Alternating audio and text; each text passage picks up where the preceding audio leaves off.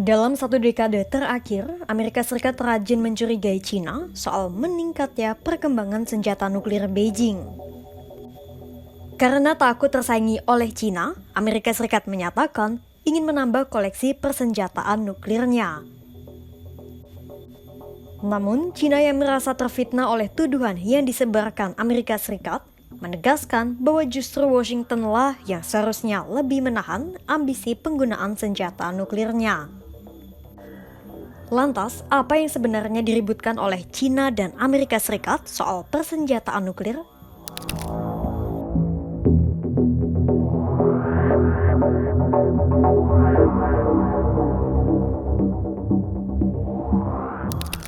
Pada Jumat 7 Juni 2024, Ajudan Biden sekaligus Direktur Senior Pengendalian Senjata, Perlucutan Senjata, dan Non-Proliferasi Dewan Keamanan Nasional Amerika Serikat, Pranay Fadi, membocorkan soal kemungkinan negaranya mengerahkan lebih banyak senjata nuklir.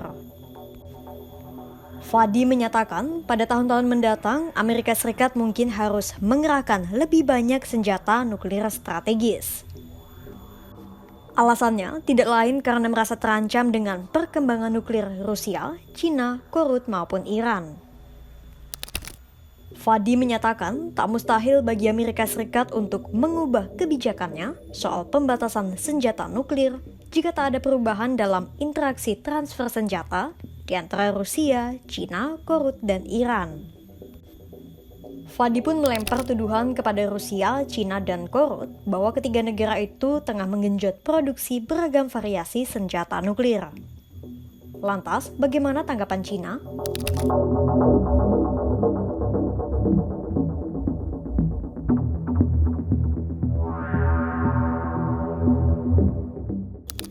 China tentu tidak terima dijadikan sebagai alasan Amerika Serikat meningkatkan persenjataan nuklirnya.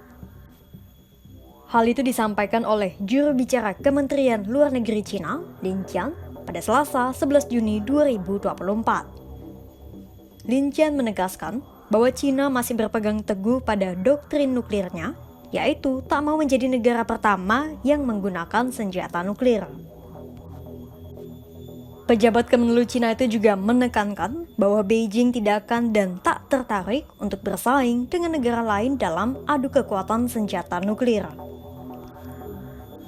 Justru Amerika Serikatlah yang seharusnya menginjak rem dan tak terlalu berambisi dalam penggunaan senjata nuklir dan bukannya menyalahkan negara lain. 中方反对北方的有关言论。美方近年来不断的翻炒所谓的中国核威胁论，不过是为自己扩张核武库、谋求压倒性战略优势寻找借口。中国奉行对吾首先使用核武器的政策，始终将核力量维持在国家安全需要的最低水平，从不参加任何形式的核军备竞赛，不对任何国家构成威胁。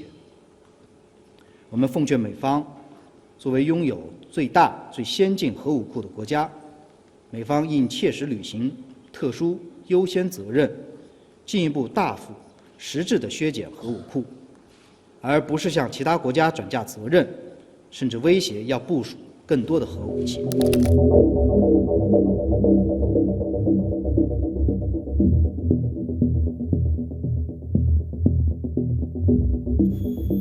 Untuk mengetahui bagaimana sikap dan pendirian Beijing pada penggunaan senjata nuklirnya, kita bisa menilik pada doktrin nuklir China. Bermula pada pertengahan tahun 1960-an, China jadi negara kelima yang memiliki senjata nuklir setelah Amerika Serikat, Uni Soviet, Inggris, dan Perancis.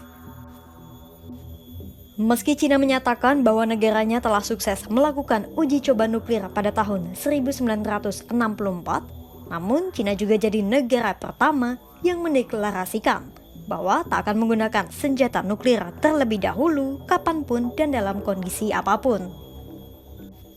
Janji China itu pun tertuang dalam doktrin nuklir China yang terdiri atas 5 pilar. Pertama, China tak akan menjadi negara pertama yang menggunakan senjata nuklir kapanpun dan dalam keadaan apapun. Kedua, China berprinsip untuk mengembangkan senjata nuklir dengan kekuatan terbatas dan tak mau ikut dalam persaingan kepemilikan senjata nuklir. Ketiga, penggunaan senjata nuklir China hanya ditujukan untuk pembalasan dan pertahanan, bukan penyerangan.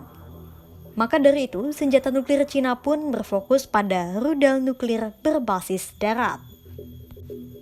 Keempat, China hanya akan menggunakan senjata nuklir kalau diserang negara lain menggunakan senjata nuklir juga. Kelima, tujuan akhir China adalah pemusnahan senjata nuklir secara menyeluruh. Sementara itu, bagaimana dengan doktrin nuklir Amerika Serikat?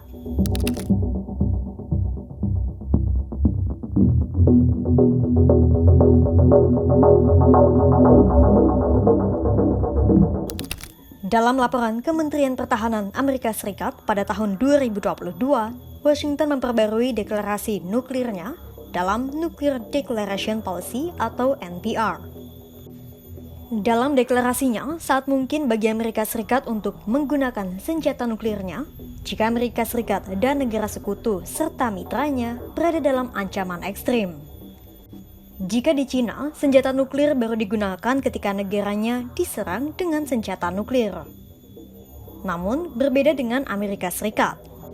Amerika bisa saja menggunakan senjata nuklir jika negara lain menyerang dengan senjata konvensional yang memiliki daya rusak tinggi, tak harus menunggu serangan nuklir dari negara lain.